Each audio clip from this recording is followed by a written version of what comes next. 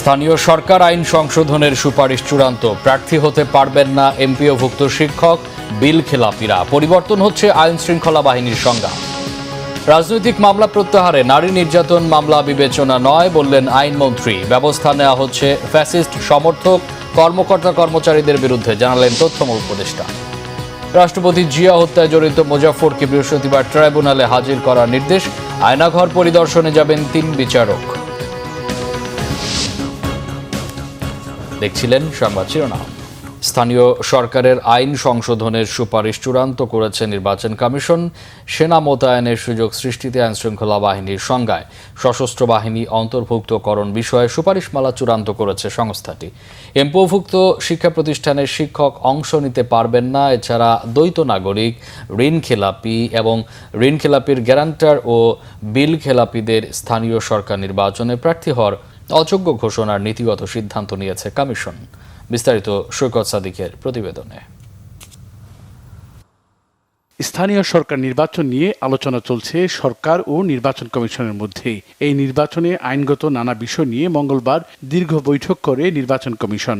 বৈঠকে city corporation, পৌরসভা, উপজেলা, জেলা ও ইউনিয়ন পরিষদের আইন সংশোধনী আনতে সরকারের কাছে সুপারিশ পাঠানোর প্রস্তাব চূড়ান্ত করেছে সংস্থাটি। আগারগাঁও নির্বাচন ভবনে প্রধান নির্বাচন কমিশনার AM নাসির উদ্দিনের সভাপতিত্বে বৈঠক হয়। বৈঠকে সিদ্ধান্ত হয় স্থানীয় সরকার নির্বাচনে এমপিওভুক্ত শিক্ষকরা অংশ নিতে পারবেন না। ঋণ খেলাপির পাশাপাশি বিল খেলাপিরাও নির্বাচনে অযোগ্য ঘোষণা করে আইন সংশোধনের চূড়ান্ত করেছেন নির্বাচন কমিশন। স্থানীয় সরকার নির্বাচনে সশস্ত্র বাহিনী মোতায়েনের বিধানও চায় ইসি।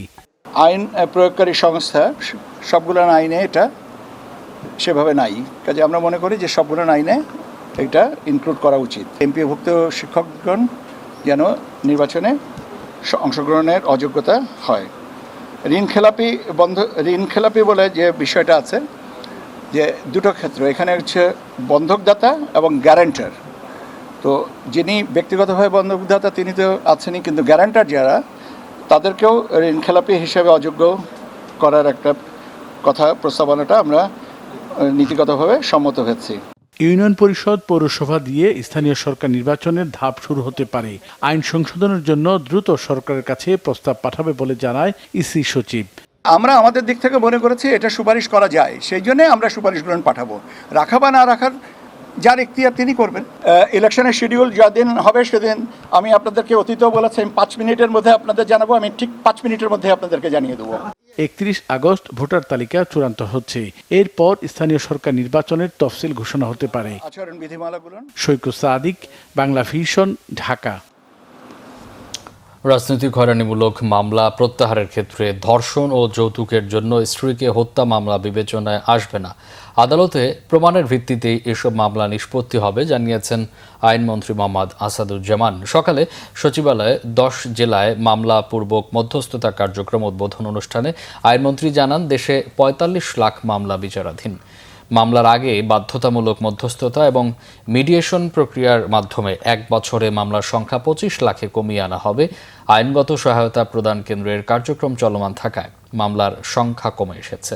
তিনি বলেন, মিডিয়েশন প্রক্রিয়ায় কোনো দুর্নীতি প্রশ্রয় দেওয়া হবে না। আইনমন্ত্রী বলেন, নতুন সরকারের ফেব্রুয়ারি থেকে মে পর্যন্ত 4 মাসে আদালতে মামলা হার কমেছে 62.02%। 2025 সালের ফেব্রুয়ারি থেকে মে পর্যন্ত 4 মাসে মোট মামলা ছিল 11,280টি, আর চলতি বছরের ফেব্রুয়ারি থেকে মে পর্যন্ত 4 মাসে মামলা হয়েছে 4,284টি। 4.5 মিলিয়ন যে মামলা আছে বলছি, তেমনি সেটা আমরা 2 মিলিয়নে কমিয়ে আনতে পারবো, এবং সেটা যদি পারি আগামী 1 বছরে আমাদের বিচার বিভাগের জন্য একটি আশার আলো দেখাবে। কারণ পলিটিক্যাল ফ্লেভার যতই থাক না কেন, রেপের মামলা তাকে আদালতের মাধ্যমে নির্দোষ প্রমাণ করতে। স্ত্রীকে হত্যা করেছেন, এসে বললেন আপনি অমুক দলের অমুক বড় নেতা ছিলেন, আমি সেটাকে পলিটিক্যাল মামলা হিসেবে প্রত্যাহার করে নেব, আমি এটা করব না। সেই জায়গাগুলো আমরা এক্সেপশনাল। বর্তমান সরকার গুম ও বিচার বহির্ভূত হত্যাকাণ্ডের বিরুদ্ধে কঠোর অবস্থানে রয়েছে বলে জানিয়েছেন প্রধানমন্ত্রীর তথ্য উপদেষ্টা ডক্টর জাহিদুর রহমান। তিনি জানান, দেশ, রাষ্ট্র ও জনগণের কল্যাণে সরকার প্রধান চাইলে যে কোনো মুহূর্তে মন্ত্রিসভায় রদবদল করতে পারেন, তবে এর জন্য কোনো সময়সীমা নির্ধারণ করা হয়নি। মঙ্গলবার দুপুরে সচিবালয়ে সমসাময়িক বিষয়ে সাংবাদিকদের ব্রিফিংয়ে তিনি এই তথ্য জানান। তথ্য উপদেষ্টা জানান, সাইবার বুলিং কোনোভাবেই সহ্য করা হবে না। মিথ্যা ও অপতথ্য রোধে সরকারের কঠোর অবস্থানের পাশাপাশি মিথ্যা ও অপতথ্য ছড়ানো ব্যক্তিদের কঠোর হুঁশিয়ারি দিয়ে প্রধানমন্ত্রীর তথ্য উপদেষ্টা বলেন, অপতথ্য ও সাইবার বুলিং রোধে জনস্বার্থ বিবেচনায় তথ্য মন্ত্রণালয়ের অধীনে আইনজীবী প্যানেল গঠন করা হয়েছে। এক প্রশ্নের জবাবে তিনি বলেন, সরকারের বিভিন্ন পর্যায়ে দীর্ঘদিনের ফ্যাসিস্ট সমর্থিত কর্মকর্তা কর্মচারীদের বিরুদ্ধে ব্যবস্থা গ্রহণ করা হচ্ছে। আর বিএনপি গণতান্ত্রিক সরকার দাবি করে উপদেষ্টা বলেন, গণতান্ত্রিক সরকার কখনো কোনো অন্যায় নিপীড়নকে সমর্থন করে না, তবে সরকারের কোনো ভুল থাকলে আইনের মাঝে থেকে যে কোনো সমালোচনা করা যাবে। এ সময় বীরশ্রেষ্ঠ হামিদুর রহমানের ভাস্কর্য ভাঙা প্রসঙ্গে প্রশ্নের জবাবে উপদেষ্টা বলেন, এটা সরকারের পক্ষ থেকে স্থানান্তর করা হচ্ছে। এক ধরনের এডিটোরিয়াল ছিল, এডিটোরিয়াল প্রসেস এখনও আছে আমাদের মেইন স্ট্রিমের ক্ষেত্রে। সোশ্যাল মিডিয়াতে যেহেতু নাই, নিজকে এই ব্যাপারগুলো আসলে সবাইকে একটু বুঝে করতে হবে। আমরা খুব দ্রুত এটা করব এবং আপনারা নিশ্চিত থাকুন, ডিসইনফরমেশন বিশেষ করে, সাইবার বুলিং বিশেষ করে, এগুলো এই রাষ্ট্র সহ্য করবে না, সরকার সহ্য করবে না। স্পেসিফিক অভিযোগের ভিত্তিতে যেমন এই প্যানেল কাজ করবে, আবার সে স্বতঃপ্রণোদিত হয়েও কাজ করবে। এবং এটা শুধু যে সরকারের প্রতি যে ডিসইনফরমেশন সেটা নিয়ে কাজ করবে, এটা নাগরিকদের সুরক্ষার জন্যই আসলে তারা কাজ করবে। শহীদ প্রেসিডেন্ট জিয়াউর রহমান হত্যা মামলায় গ্রেফতার আসামি অবসরপ্রাপ্ত মেজর মোজাফফরকে বৃহস্পতিবার ট্রাইব্যুনালে হাজির করার নির্দেশ দিয়েছেন ট্রাইব্যুনাল ২। বিচারপতি নজরুল ইসলাম চৌধুরীর নেতৃত্বে ৩ সদস্যের বেঞ্চ এই আদেশ দেন। মঙ্গলবার দুপুরে চিফ প্রসিকিউটরের আবেদনের প্রেক্ষিতে এই আদেশ দেন। মাসুদ উদ্দিন চৌধুরীর সঙ্গে কথোপকথনের সূত্র ধরে ৪৫ বছর পর গত বৃহস্পতিবার গ্রেফতার করা হয় অবসরপ্রাপ্ত মেজর মোজাফফরকে। এরপর তাকে নেওয়া হয় জিয়া হত্যার ঘটনাস্থলে। স্বরাষ্ট্রমন্ত্রী বলেছেন, জিয়াউর রহমান হত্যা মামলায় এই আসামির বিচার হবে কোর্ট মার্শালের মাধ্যমে। বর্তমানে মোজাফফর সেনা তত্ত্বাবধানে আছেন। মঙ্গলবার নিজ কার্যালয়ে এক ব্রিফিংয়ে চিফ প্রসিকিউটর জানান, মোজাফফর ও মাসুদ একসঙ্গে ভারত ও বাংলাদেশে থেকেছেন। মাসুদ উদ্দিন ১/১১-র সঙ্গে জড়িত, আর তার সাথে জড়িত মোজাফফর। ফলে বিভিন্ন অপরাধে তাদের পারস্পরিক যোগসাজশ নিয়ে তদন্তের জন্য জিজ্ঞাসাবাদের প্রয়োজন হতে পারে। এছাড়া আয়নাঘর পরিদর্শনে যাবেন আন্তর্জাতিক অপরাধ ট্রাইব্যুনালের ৩ বিচারক। চিফ প্রসিকিউটরের আবেদনের প্রেক্ষিতে এই আদেশ হয়। শাপলা চত্বর মামলায় অভিযোগ গঠনের জন্য আরও ২-১ দিন সময় লাগবে বলেও জানান চিফ প্রসিকিউটর। দেখানোর আগে যেহেতু তিনি সেনাবাহিনীর তত্ত্বাবধানে রয়েছেন, সেই কারণে আজকে আমি একটা অ্যাপ্লিকেশন দিয়েছি যে তাকে আর্মির তত্ত্বাবধান থেকে প্রোটেকশন ওয়ারেন্টে আমাদের ট্রাইব্যুনালে হাজির করার জন্য আগামী ২৩ তারিখে 10টার মধ্যে তাকে হাজির করার জন্যে আর্মির অ্যাডজুটেন্ট জেনারেল বরাবরে একটি প্রোটেকশন ওয়ারেন্ট ইস্যু হয়েছে। তাকে আগামী তারিখে যদি আনা হয় আমাদের ট্রাইব্যুনালে, দেন আমরা তাকে শোন অ্যারেস্টের আবেদন করব এবং পরবর্তীতে অন্যান্য আইনগত যেসব কার্যক্রম আছে সেগুলি করা হবে। যে কোনো জাতীয় দুর্যোগে ভয়কে জয় করে এগিয়ে যাবার আহ্বান জানিয়েছেন জিয়াউর রহমান ফাউন্ডেশনের vice president doctor Zubaida Rahman. ভয়াবহ অভিজ্ঞতার পরও ক্ষতিগ্রস্তরা যেভাবে এগিয়ে যাচ্ছে তা অনুসরণীয় উল্লেখ করে তিনি বলেন, মাইলস্টোন ট্র্যাজেডির ধকল কাটিয়ে উঠতে যারা কাজ করছেন তাদের জাতি সবসময় স্মরণ করবে। আহমেদ সারোয়ারের রিপোর্ট। মাইলস্টোন ট্র্যাজেডির প্রথম বর্ষপূর্তি উপলক্ষে national burn and plastic surgery ইনস্টিটিউটে আয়োজন করা হয় স্মরণ সভার। সেই দুর্যোগ মোকাবেলায় এবং ক্ষতিগ্রস্তদের চিকিৎসায় বিভিন্ন পর্যায়ে ভূমিকা রাখা বিভিন্ন ব্যক্তি ও প্রতিষ্ঠানকে সম্মাননা জানানো হয়। স্মরণ সভায় জিয়াউর রহমান ফাউন্ডেশনের vice chairman doctor Zubaida Rahman বলেন, মাইলস্টোন ট্র্যাজেডিতে চিকিৎসক সহ সবার ভূমিকা জাতি স্মরণ করবে সব সময়। শোককে শক্তিতে পরিণত করে এগিয়ে যাবার আহ্বান জানিয়ে তিনি বলেন, ভয়াবহ অভিজ্ঞতার পরও ক্ষতিগ্রস্তরা যেভাবে এগিয়ে যাচ্ছে তা অনুসরণীয়। ভয়াবহ অভিজ্ঞতার পরও আপনারা যেভাবে সাহস ও সংকল্প নিয়ে ভবিষ্যতের দিকে এগিয়ে যাচ্ছেন, জাতি কোনোদিন ভুলবে না। এই কষ্টের পরে যে দৃঢ়তা সকলে দেখিয়েছেন, সেই জন্য তাদের জানাই ধন্যবাদ। স্মৃতিতে ভয়াবহতা নিশ্চয়ই এখনো ভীত করে, কিন্তু শঙ্কা ভয়কে জয় করে সাহসিকতার সাথে আপনারা যেভাবে দৃষ্টান্ত স্থাপন করেছেন, দেশ ও জাতি নিশ্চয়ই জানায় কৃতজ্ঞতা, সহমর্মিতা, অভিনন্দন। এই কষ্টের মধ্যেও যে সাহসিকতা, সহমর্মিতা ও আত্মত্যাগের নিদর্শন সারা বিশ্ব দেখেছে, তা ইতিহাসে বিরল। অনুষ্ঠানে আহতদের চিকিৎসায় যে কোনো সহায়তার কথা জানানো হয় স্বাস্থ্য মন্ত্রণালয়ের পক্ষ থেকে। আমাদেরকে ভাবতে হবে মানুষের জন্য, কল্যাণের জন্য। আমরা বর্তমানে সরকারে আছি, আমরা চেষ্টা করব আপনাদের সাথে আরো দিন পাশে থাকতে। যারা এখনো ফলো আপে আছে, আমাদের ডাক্তাররা নিষ্ঠার সাথে বার্ন ইউনিটে কাজ করে যাচ্ছেন। এরপরেও যদি আরো কিছু উন্নততর চিকিৎসার প্রয়োজন হয়, আমাদের সরকার, আমরা পিছিয়ে থাকবো না। এবং আমাদের চেষ্টা থাকবে প্রতি মুহূর্তে তাদের যে দীর্ঘমেয়াদী পুনর্বাসন এবং এই ঘটনার সঙ্গে যারা চাক্ষুষ জড়িত হয়েছিলেন তাদের সকলের যে লং টার্ম মেন্টাল হেলথের জন্য যে সাইকোসোশ্যাল সাপোর্ট অ্যান্ড কাউন্সেলিং, এগুলো সহ সর্বাত্মকভাবে আমরা তাদের পাশে থাকব, পাশে আছি। অনুষ্ঠানে বিভিন্ন দেশের কূটনীতিকরা জানান যে কোনো জাতীয় সংকটে বাংলাদেশের পাশে থাকবেন তারা। একটা স্বাভাবিক যে মনটা একটু দুঃখিত, এই দুঃখিত মনে কি আমি বলবো আমি ভেবে পারছি না, কিন্তু জীবন তো চলবে। যারা বেঁচে আছে ওদের ট্র্যাজেডিটা আমরা ভাবতে পারি না, ওদের যন্ত্রণা, ওদের দুঃখ ওরাই জানে যে কিভাবে ওদের জীবন যাপন করতে হবে। অনুষ্ঠান শেষে ডাক্তার জুবাইদা রহমান মাইলস্টোন স্কুলে আহত শিক্ষার্থী, অভিভাবক এবং নিহতের স্বজনদের সাথে কথা বলেন। যে কোনো প্রয়োজনে জিয়াউর রহমান ফাউন্ডেশন তাদের পাশে থাকবে বলে আশ্বাস দেন। আহমেদ সরওয়ার, বাংলা ভিশন, ঢাকা। আজ 22 জুলাই 2024 সালের এই দিনে ছাত্র জনতার রক্তক্ষয়ী আন্দোলনের মুখে সরকারি চাকরিতে 93% মেধাভিত্তিক নিয়োগের প্রজ্ঞাপন জারি করেছিল তৎকালীন স্বৈর সরকার। তবে তাতেও থামেনি ইন্টারনেট বিচ্ছিন্ন অবরুদ্ধ বাংলাদেশের গণ অভ্যুত্থানমুখী আন্দোলন। এদিন স্বৈরাচার সরকার বন্ধ করে দিয়েছিল বাংলা ভিশন সহ 4টি বেসরকারি টেলিভিশনের সম্প্রচার। রিপোর্ট করছেন ইমরুল কায়েস। 2024 সালের 22 জুলাই দেশজুড়ে একটানা তৃতীয় দিনের মতো জারি ছিল কঠোর কারফিউ। 4 দিন ধরে সম্পূর্ণ বন্ধ দেশের ইন্টারনেট যোগাযোগ। অবস্থা বেগতিক দেখে কোটা সংস্কারে হাইকোর্টের রায় অনুসারে 93% মেধার ভিত্তিতে নিয়োগের প্রজ্ঞাপন জারি করে স্বৈর সরকার। রায়টি হাইকোর্টের বাতিল ঘোষণা করেছেন আজকে। কিন্তু ততক্ষণে আন্দোলন আর কোটায় থাকেনি। দেশের বিভিন্ন জায়গায় বিক্ষোভকারীদের সঙ্গে আইনশৃঙ্খলা বাহিনীর সংঘর্ষ ও নিহতের সংখ্যার নিচে চাপা পড়ে যায় কোটা সংস্কার। ব্লক রেডে দেশের বিভিন্ন স্থান থেকে এদিন বিএনপি জামাতের নেতাকর্মী সহ প্রায় 1200 জনকে গ্রেপ্তার করে আইনশৃঙ্খলা বাহিনী। মৃত্যু হয় অন্তত আরও 5 জন বিক্ষোভকারীর।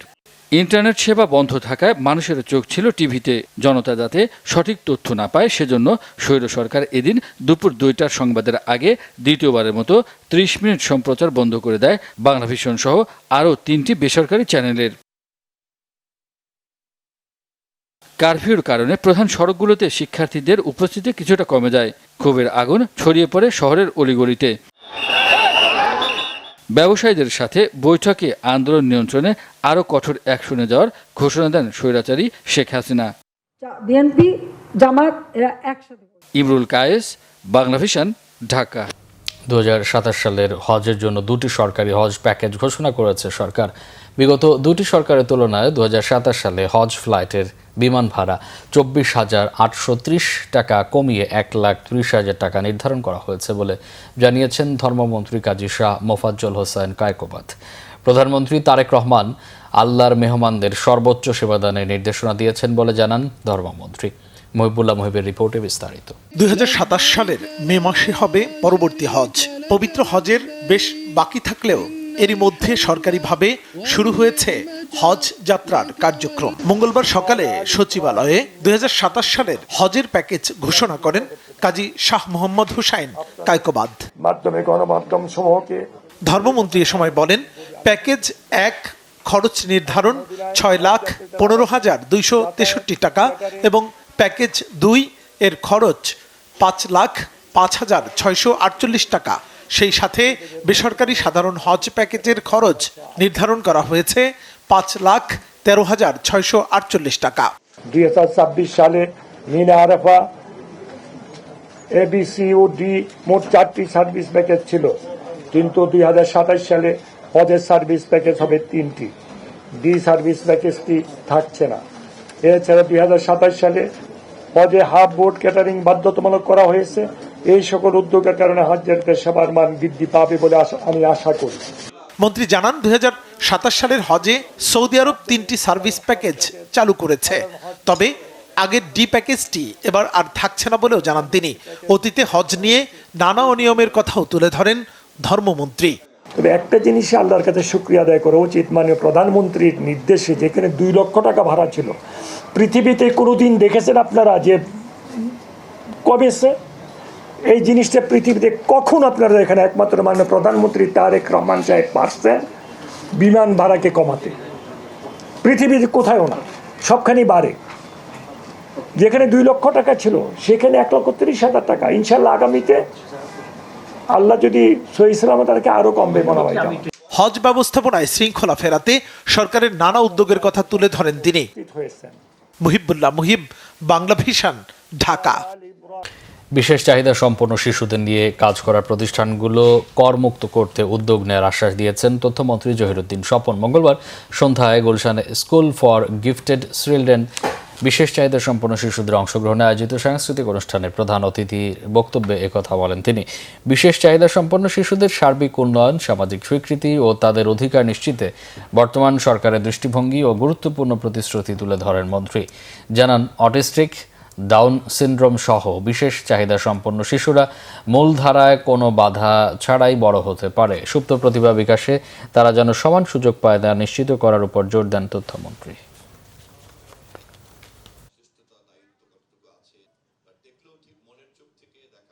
আমাদের দেশে যে প্রচলিত আইন, সেই আইনে সিএসআর আপনার কর্পোরেট সোশ্যাল রেসপন্সিবিলিটি, তাই না? সিএসআর করার জন্য যে সমস্ত প্রতিষ্ঠানগুলি এনবিআর কর্তৃক অনুমোদিত হবেন আবেদন করে, সেই সমস্ত অনুমোদিত প্রতিষ্ঠানে অনুদান দিলে সেটা ট্যাক্স ফ্রি হবে। খেলাধুলার মাধ্যমে দলমত নির্বিশেষে পুরো জাতিকে ঐক্যবদ্ধ করা সম্ভব। সুস্থতার জন্য খেলাধুলার কোনো বিকল্প নেই এবং ক্রীড়া চর্চাই পারে যুব সমাজকে মাদক থেকে দূরে রাখতে। জাতীয় পর্যায়ে নতুন করে স্পোর্টসের উদ্বোধনী অনুষ্ঠানে একথা বলেছেন যুব ও ক্রীড়া প্রতিমন্ত্রী মোহাম্মদ আমিনুল হক। মিরপুরে সৈয়দ নজরুল ইসলাম সুইমিং কমপ্লেক্সে নতুন করে স্পোর্টসের জাতীয় পর্যায়ের জমকালো উদ্বোধন করেন ক্রীড়া প্রতিমন্ত্রী আমিনুল হক। এরপর প্রধান অতিথির বক্তব্যে তিনি বলেন, প্রধানমন্ত্রীর সার্বিক দিক নির্দেশনায় 2 মার্চ সিলেট থেকে নতুন করে স্পোর্টসের শুভ সূচনা হয়েছিল। এরপর উপজেলা, জেলা ও বিভাগীয় পর্যায়ে সফল সমাপ্তি শেষে জাতীয় পর্যায়ে প্রতিযোগিতার উদ্বোধন করা হলো। এই আসরের পর্দা নামবে 27 জুলাই। তিনি আরও বলেন, প্রথম আসরে মোট 8টি ইভেন্ট অন্তর্ভুক্ত ছিল। প্রথম আসর শেষ হওয়ার পূর্বে দ্বিতীয় আসরের প্রস্তুতি শুরু হয়েছে। 1 জুলাই থেকে দ্বিতীয় আসরের রেজিস্ট্রেশন চলছে। এবার ইউনিয়ন পর্যায়ে দল গঠনের মাধ্যমে তৃণমূল থেকে প্রতিযোগিতা শুরু হবে এবং সারা বছর ব্যাপী দেশে খেলার ধারাবাহিকতা বজায় রাখা হবে। প্রথম আসরের সফলতা উল্লেখ করে ক্রীড়া প্রতিমন্ত্রী বলেন, সকলের সম্মিলিত প্রচেষ্টায় দেশীয় ক্রীড়াঙ্গনকে কাঙ্ক্ষিত লক্ষ্যে পৌঁছে দিতে চান তারা।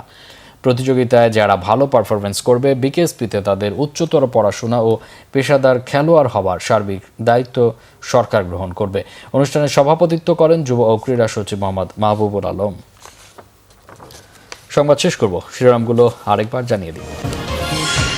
স্থানীয় সরকার আইন সংশোধনের সুপারিশ চূড়ান্ত, প্রার্থী হতে পারবেন না এমপিওভুক্ত শিক্ষক, বিল খেলাপিরা। পরিবর্তন হচ্ছে আইন শৃঙ্খলা বাহিনীর সংজ্ঞায়ও। রাজনৈতিক মামলা প্রত্যাহারে নারী নির্যাতন মামলা বিবেচনা নয় বললেন আইনমন্ত্রী। ব্যবস্থা নেওয়া হচ্ছে ফ্যাসিস্ট সমর্থক কর্মকর্তা কর্মচারীদের বিরুদ্ধে, জানালেন তথ্য উপদেষ্টা। রাষ্ট্রপতি জিয়া হত্যায় জড়িত মুজাফফরকে বৃহস্পতিবার ট্রাইব্যুনালে হাজির করার নির্দেশ। আয়নাঘর পরিদর্শনে যাবেন 3 বিচারক।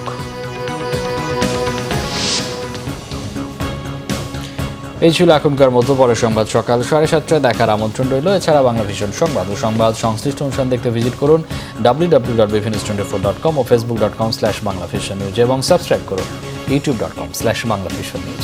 এতক্ষণ সাথে থাকায় অসংখ্য ধন্যবাদ। শুভরাত্রি।